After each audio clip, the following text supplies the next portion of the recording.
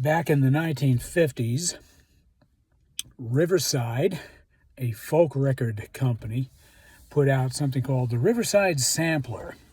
It was various performers who each probably had their own album on the label. My parents had the Riverside Sampler, and there was a track on there by a guy named A.L. Lloyd. And I think he was a Scotsman. And he would play a stringed instrument. I don't know what it was, ukulele. And he sang Maggie May. I probably first heard it in infancy because my father would play this thing. It was various. He was a folkie at that time in his life.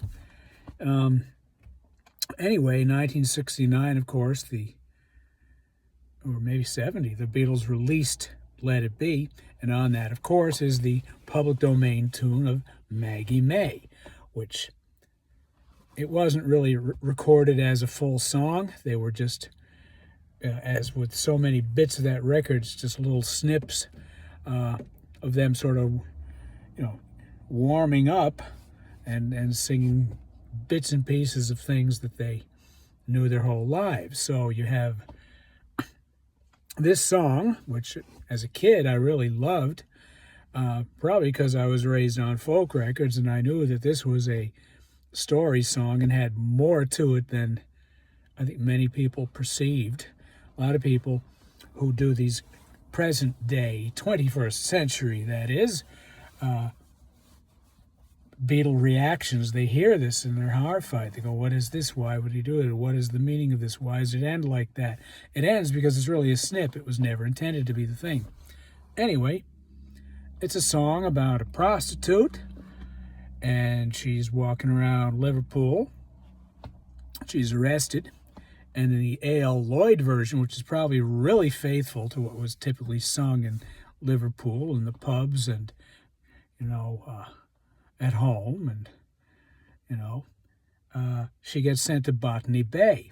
Presumably this is sometime in the 19th century or late 18th, early 19th century, and Maggie May, of course, rolls sailors, and Liverpool was a port town, and sailors got rolled an awful lot.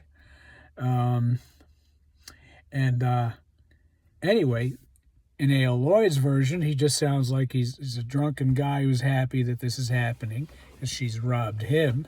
It was early in the morning that I first met Maggie May. Let's see. I caught her and I broke her mizzenmast. It's misogynist. Anyway, and now she's serving time in Botany Bay. Maggie, Maggie May, they have taken you away. Never more to blah, blah, blah, da, da. So you boxed too many whalers, and you robbed too many sailors, and now you're doing time in Botany Bay. Accurate description of the life of some super poor woman who turns to prostitution in Liverpool in the 1800s.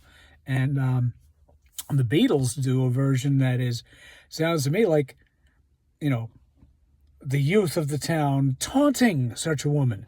Oh, dirty Maggie May, they are taking her away, and she never walks down Lime Street anymore.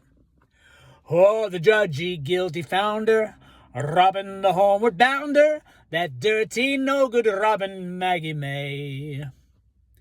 'Tis the part of Liverpool, Nanny Tammy Tool, £2.10 a week, that was my pay.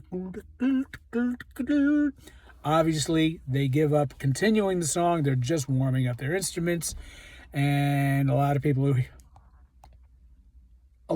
hear it wonder, why did it end that way? Well, there is another snippet that was released in 1997 or 1998 on the John Lennon Anthology, this marvelous box set of little home recordings he made and rehearsals. And he is in his kitchen or somewhere where there's a stereo playing classical music in the background, but you hear John Lennon on a little guitar singing a very different toned Maggie May. Oh, Maggie, Maggie May, they are sending you away. You'll never walk down Lime Street anymore. You robbed too many sailors, and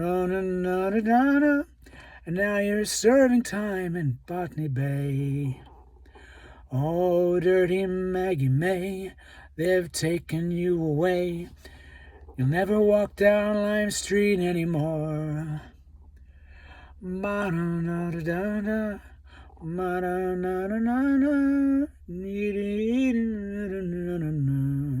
And it drifts off.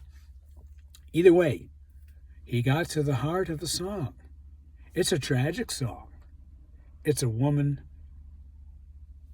in desperate times. And, God knows what's going to happen to her on the passage to Botany Bay. In the A.L. Lloyd version, he even mentions Sierra Leone. So she's going to be doing hard, back-breaking work as she serves out her time in a penal colony. And the diseases and,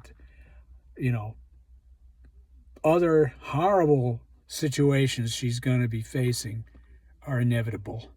And she may even die on her way, as so many did. I don't think it's much of a spoiler, but at the end of Oliver Twist, the Artful Dodger is in the dock denying that he ever did anything wrong, and it's a very funny passage, but they're sending him to Botany Bay.